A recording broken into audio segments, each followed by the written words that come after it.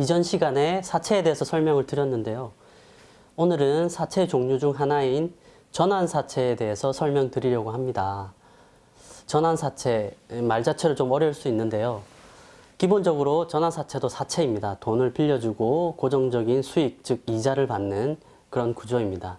그런데 전환사채 같은 경우에는 지난 시간에 주식과 사채의 그 장단점에 대해서 설명을 드렸는데, 사채에 투자를 했지만 주식의 장점을 어느 정도 취하고 싶다, 이런 투자자를 위해서 만들어진 사채라고 보면 됩니다.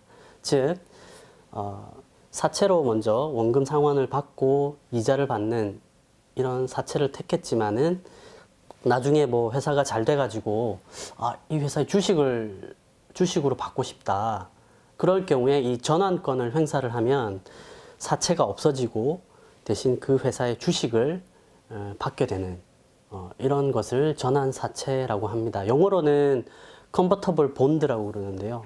컨버터블, 즉 전환할 수 있는 본드, 사채라는 거죠. 그 전환사채 같은 경우에는 이제 컨버터블 본드 CB라고 하는데요. 주로 지금 현재는 재무 구조가 조금 어렵지만 향후에 어떤 연구 개발이라든지 혁신을 통해서 회사 가치를 크게 키우려고 하거나, 혹은 지금은 조금 뭐 여러 가지 자금 조달 조건이 안 좋지만 향후에 기업을 키워서 이 회사의 가치를 극대화했을 때 그것을 조건으로 어떤 자금 조달을 받고 싶은 이런 중소기업들이 이제 전환사채를 많이 발행하는데요. 투자자 입장과 그리고 또 투자를 받는 회사 입장에서 이 전환사채를 한번 보면, 투자자 입장에서는 주식 투자를 하게 되면 원금을 상실할 수 있는 리스크가 있죠. 그리고 사채를 택하게 되면 이자만 받을 수 있는, 즉 수익률이 떨어지게 되는 거죠.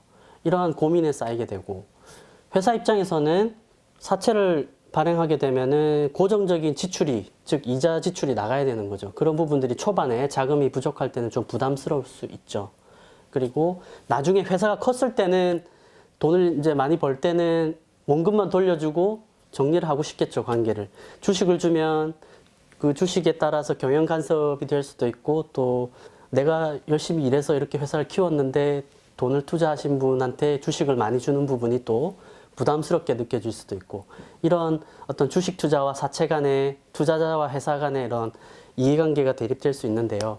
이 이해관계의 대립 충돌 속에서 투자자는 일단은 안정적인 사채를 투자하는데 나중에 회사가 잘 되면 전환권을 행사해서 주식으로 바꾸고 싶은 그런 욕구가 있을 거고요. 그걸 반영한 게 전환사채가 될 겁니다. 회사 입장에서는 전환사채를 발행한 경우에는 일반 사채보다는 낮은 이자로 자금을 조달할 수 있는 장점이 있어요. 즉 전환권을 부여함으로 인해서 예를 들어 10억을 빌린다, 이자율을 조금 더 낮게, 싸게 갈 수 있는 장점이 있는 거죠. 이러한 투자자와 회사 간의 어떤 니즈가 맞아떨어져서 전환사채라는 게 만들어졌고요.